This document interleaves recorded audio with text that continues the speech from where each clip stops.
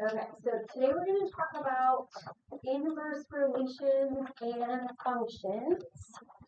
And by the end of today, you're going to be able to graph and find inverses.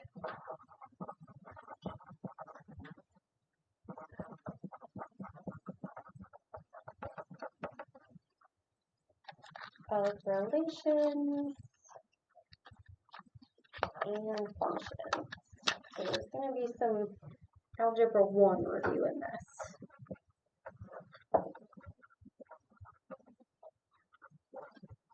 Okay, so we're going to graph and find inverses of relations and functions. Okay, so the first thing we're going to answer is, what is an inverse relation? Okay, you have this drawing over here, and anytime you have a graph of inverse relations, it will reflect over this dashed line.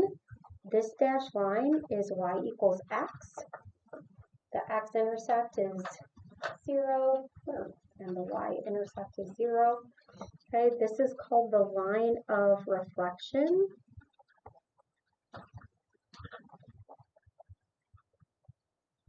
Okay, so an inverse relation is a reflection of points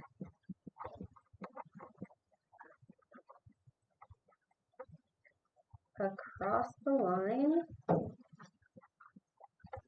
y equals x. Okay, now when we examine these two lines, they do have a point labeled on each one. This one is f of x. Okay, this point that's on the line is 0, 4. And then the inverse, which has this special notation, this is f, and then it's a -1 of x. This point is 4, 0. So what's cool about inverse relations is their points flip. Okay, so it's equivalent to switching the x and the y values.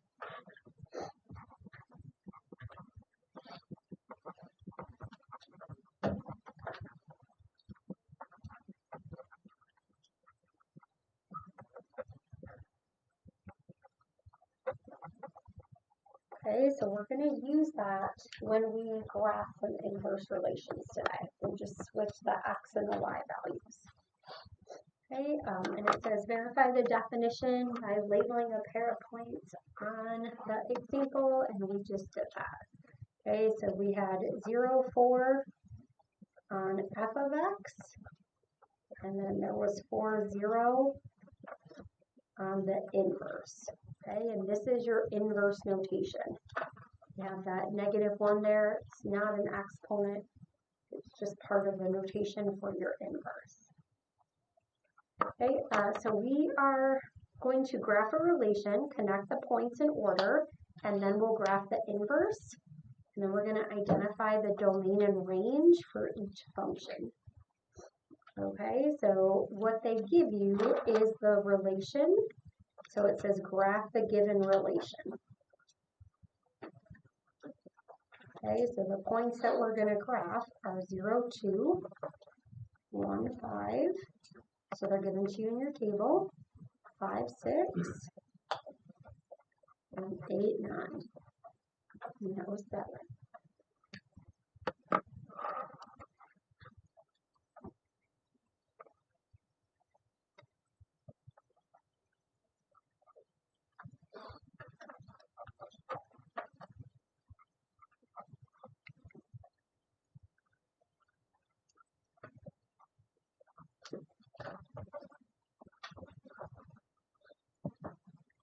And we can go by ones here. So I have 0, 2, 1, 5, 5, 6, 8, 9,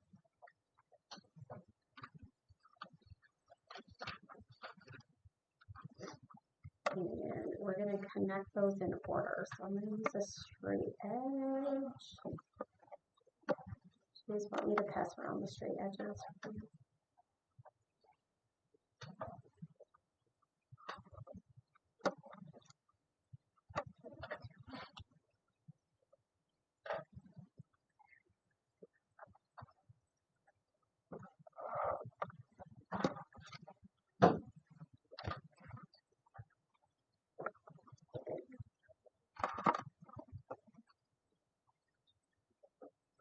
And then it says find the inverse in graph. So if we're doing the inverse, we just talked about how the x's and y's switch.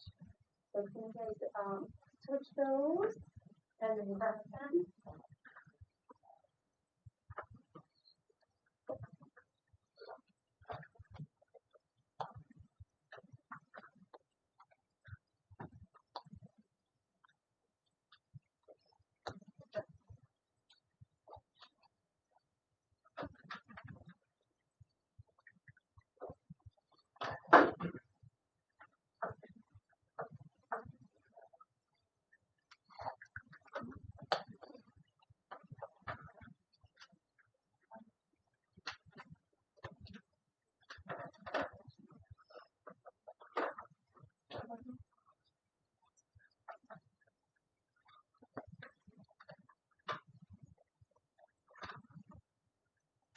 Now if you guys want a straight edge, one is coming around.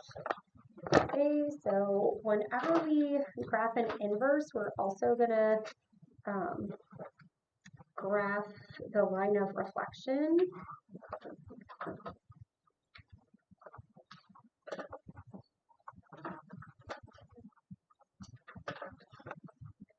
Okay, so it is a straight line, so you start at 0, 0, and the slope is 1. So you go up 1, over 1, up 1, over 1. And this is going to be a dashed line. Okay, and then we just label it as y equals x, so we know that's your line of reflection. Okay, let's see how you guys did about graphing your relation. So if it was 0, 2, you graph 0, 2, 0, 5, 1, 6, 5, 9, 8.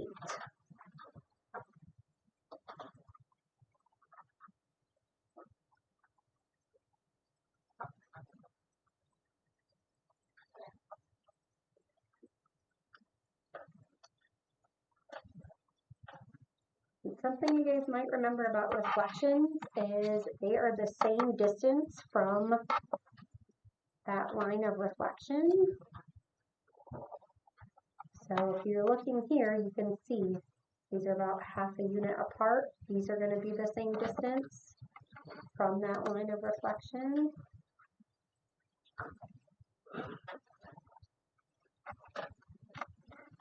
I always think this one looks like a banjo.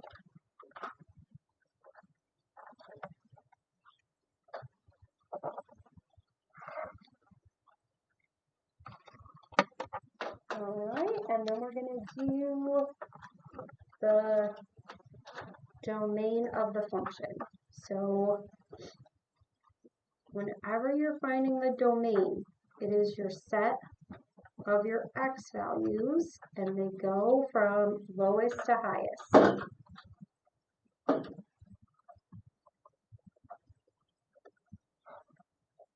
Okay, your range is your set of y values. Again, from lowest to highest. We have specific points here.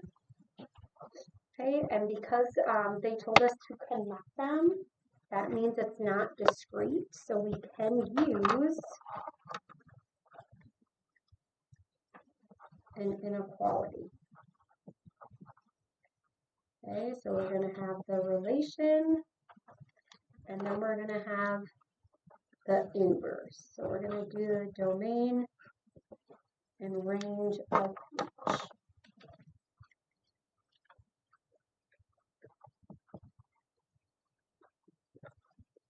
Okay, so if we look at our x values here, it's going to go from 0 to 8. 0 is the lowest, 8 is the highest. And you can see it's all the points in between as well. Okay, so we're going to to 0 is less than or equal to x, which is less than or equal to 8. Okay, you could write that in set builder notation. And then for your range, your lowest y value is 2, the highest is 9. So it'll be 2 is less than or equal to y, which is less than or equal to 9. Because the inverses switch x and y's, you should notice that the domain and range also switch as well. So if you look at your domain for your inverse, you have 2, 5, 6, and 9. So it starts at 2 and then goes up to 9. But this is our x's in the domain. And then in your range, the lowest is 0, the highest is 8. And now this is going to be our y's.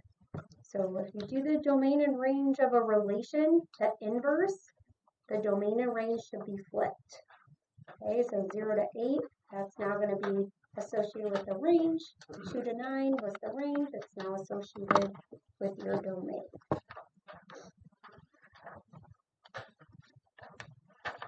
All right, now we're going to find some inverse functions. And you're going to be given a function.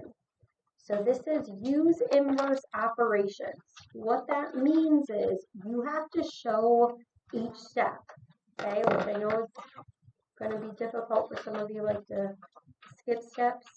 Okay, that means if you add, you have to show the subtraction. If there's division, you have to show the multiplication. Okay, so you have to show each operation.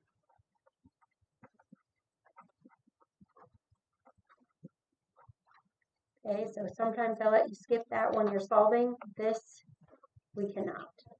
Okay, and then we're going to write the inverse of each function. Okay, so there are really just 3 quick steps to follow. You switch your x and your y variables, and then the y is the same thing as f of x. That's just your function notation. And then you solve for y using the reverse order of operations. Because when you evaluate, it's PEMDAS, but when you're trying to solve, it's SAGMET. You have to do the addition or subtraction first, parentheses last. Okay, and then we're going to write the equation in inverse notation, which means your final answer should have the inverse function notation. Okay, and then really all the ones that you're going to be working with are linear. And if it's a linear equation, the linear form should be in y equals mx plus b.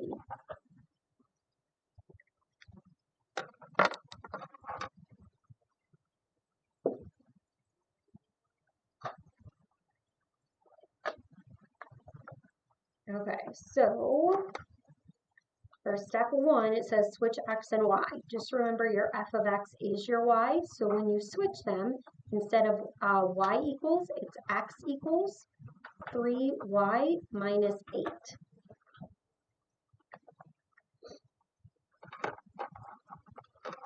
Okay, and now you're just going to solve using your inverse operations. So the first thing we do is add 8, so you have to show that inverse operation there. So you're just solving for y instead of your x. And then the next step would be dividing by 3.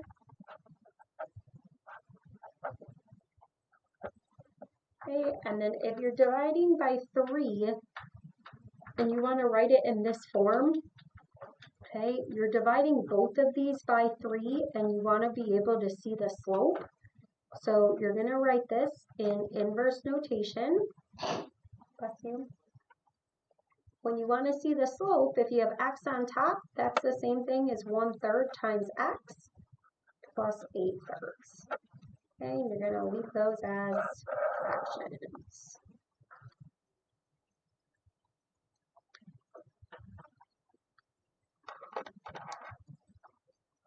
Okay, why don't you guys try this setup for B? So see if you can do step 1 and then think about what your first step should be when you're solving.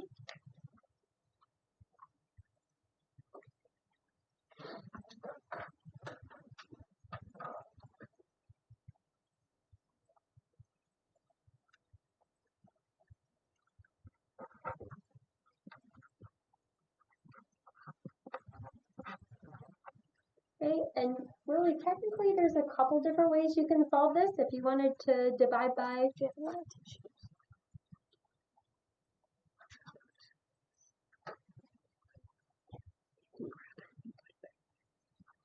okay, so you can divide both of these by 3, or you can multiply by 3.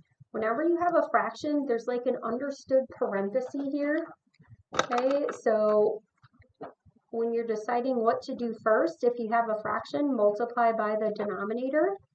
So you're going to multiply both sides by 3 to get 3x, and then those divide to make 1. So you have 4y minus 5.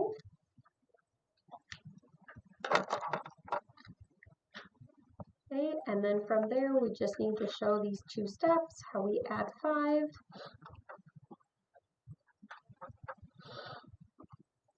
And then to get y by itself, we divide by 4.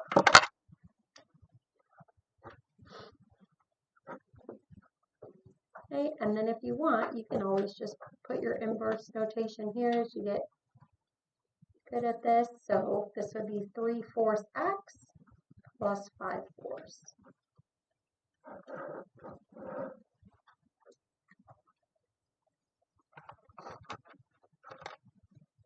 All right, so I want you to try part C. So there's a couple different ways to do this.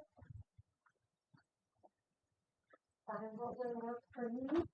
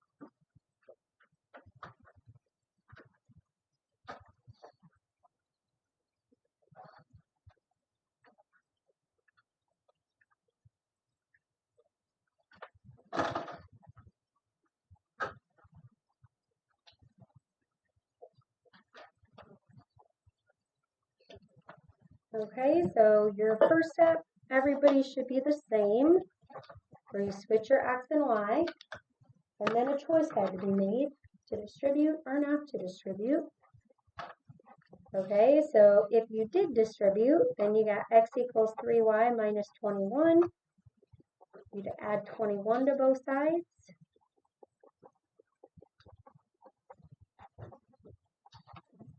Divide by 3. So your inverse would be 1/3 x plus 7. Okay, and then if you chose not to distribute, you could just divide by 3 first. That would be fine.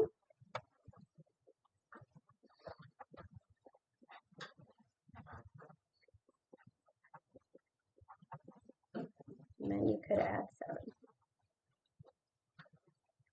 And you would still end up with this.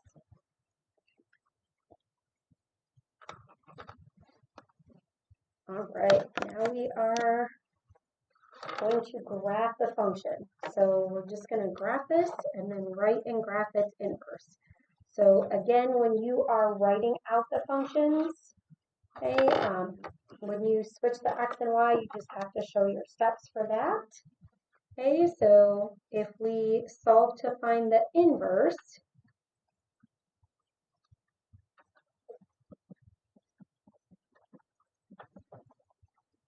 go ahead and write what your inverse function is. And we'll talk about the different ways that you can graph.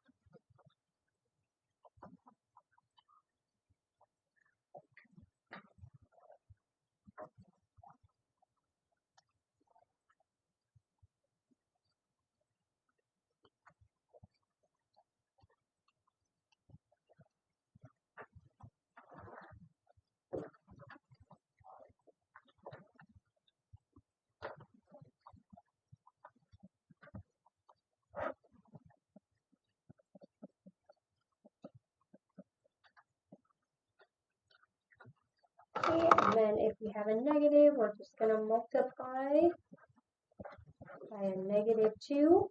You always want to simplify here. So we are going to distribute.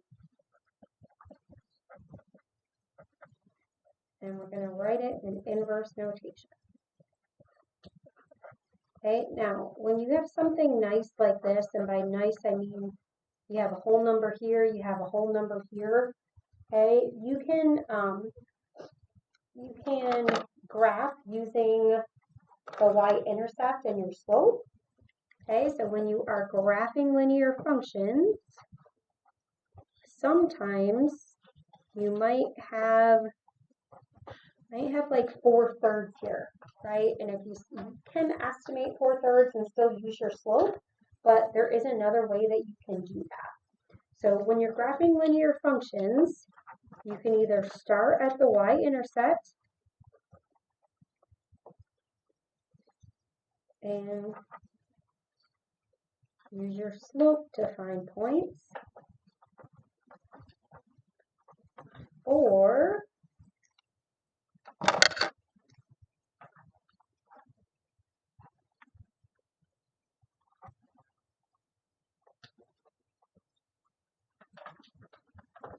make a table for f of x,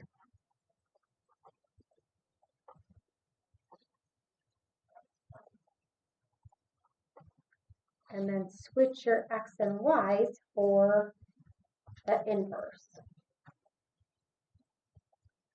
Right, so I'm gonna model both ways for you. Again, like I said, these two lines are very nice. So if you remember from Algebra 1 that you start at your y-intercept and then use your slope, you can definitely do that. But you are going to have some that are fractions, and so when that happens, you might like the table better. Okay, so for -1/2 x minus 5, you can start at 1, 2, 3, 4, -5. And if it's -1/2, that means you go down 1, right 2. Down 1, right 2. Down 1, right 2. Okay, and you can keep doing that. And then the other points, you just do the reverse. So you can go up 1 and then to the left, up 1 to the left 2, up 1, left 2, up 1, left 2. Okay, and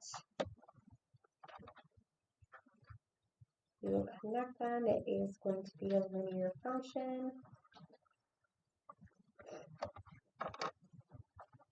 Okay, and then I just want you to label that as your function, your f of x. Whenever you are doing the inverse, you are always going to put on your graph the line of reflection.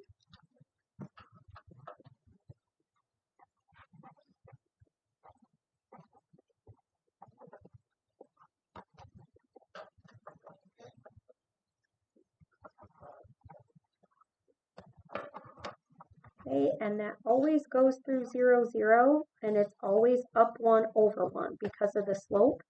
So it just goes straight through here, straight through the origin.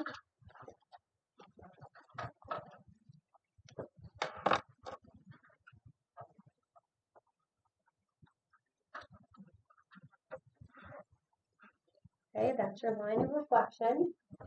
Okay, and then for the second line, you could start at -10 and then go down to, you really can't go down to, go up to over 1. Just make sure if it's a negative slope, your line is going down from left to right. I'm just going to pick out some points here on my graph. So at 0, I'm at -5. And then I'm just going to usually just go a couple. I don't want to do them all of them right next to each other. So this would be 2, and then -6. At 4, I'm at -7. If I go to -2, I'm at -4. I go to -4, I'm at -3. Okay, so again, this is going to be useful if you have a fraction and you don't want to worry about estimating your points. Okay, so for the inverse, I would just flip these. -3, -4, -4, -2, -5, 0, -6, 2, -7, 4.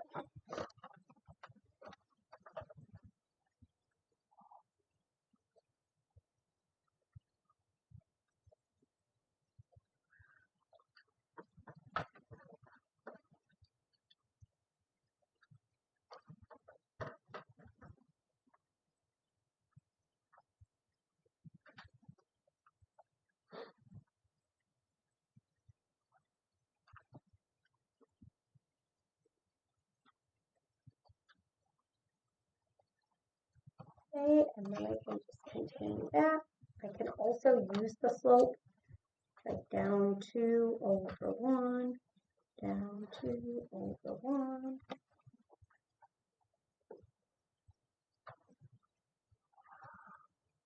Okay, and we can use the straight edge to finish that. Okay, so that way you can see that it is a reflection.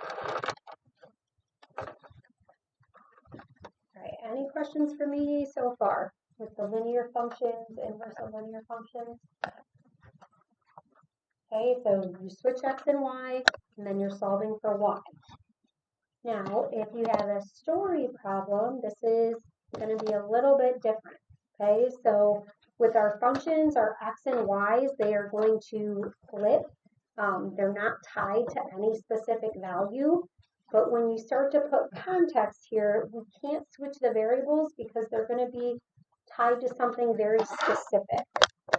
Okay, so Juan buys a record online for 20% off the list price, P. So the list price is going to be P, and he has to pay $2.50 in shipping costs. Ew, I hate paying for shipping. Okay, this situation can be modeled by C equals 0.8P plus 2.5, where C is the total charge. Find the inverse of the equation. Okay, so when you are finding the inverse, you are going to solve the equation for the other variable. Okay, so if it is a story problem,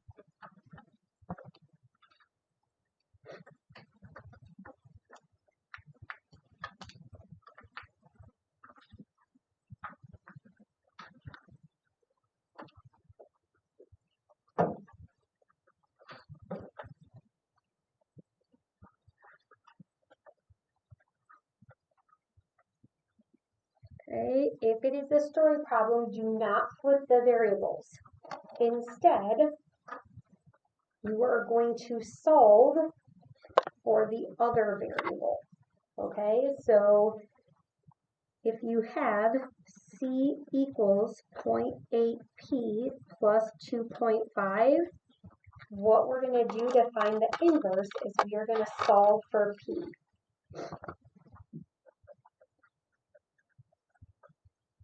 Okay, so you're going to solve for whatever variable is inside the equation.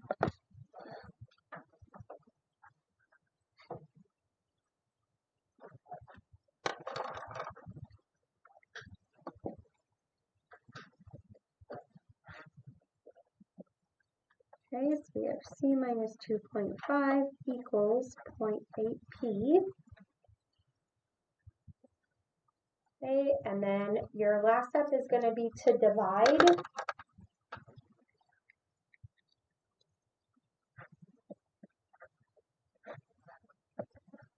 And even though we could simplify that without decimals, I'm not going to make you do that, okay?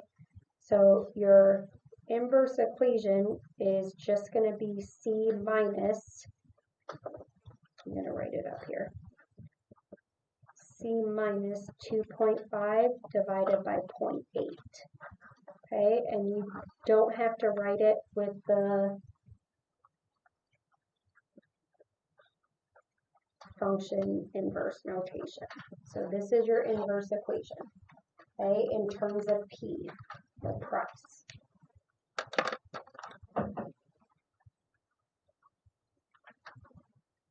Okay, and then for part B, it says if the total charge is $13.70, what is the list price of the record?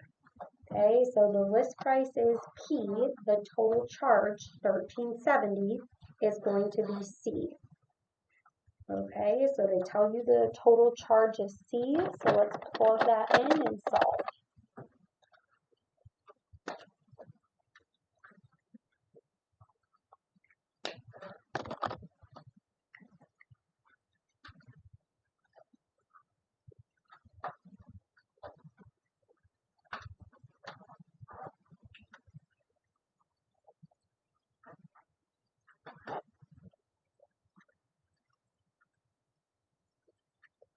Okay, so when we're doing this, think of it as $13.70 minus $2.50. So 70 cents minus 50 cents is going to be what? 20 cents, and then 13 minus 2.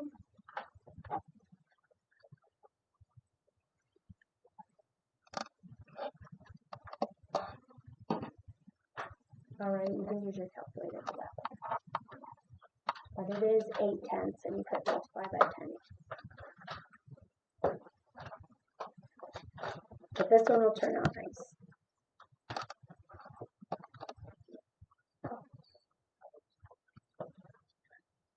Yeah, what did you guys get? 14. Okay, so what is the list price of the record? $14.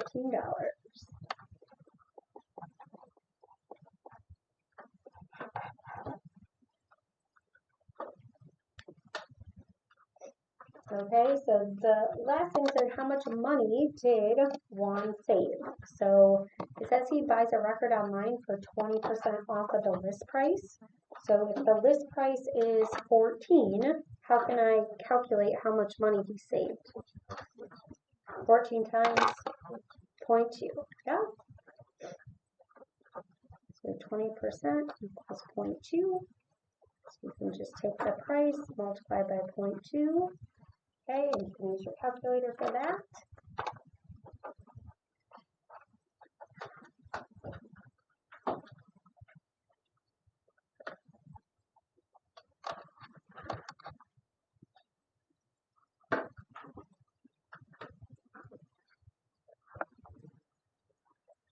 You could also do it like this if you didn't have a calculator. What's 14 times 2? 28. 28 divided by 10. Just move the decimal back one, so it'll be 2.8, so $2.80. Okay, so that's how much he saved with that 20% discount. Okay, so for the rest of the time, we want to work on your worksheet. Just remember you have to try every problem. Okay, and just follow the directions. So for number 7 and number 8, okay, it does say to make a table for each function. Okay, so make sure that you do that. Okay.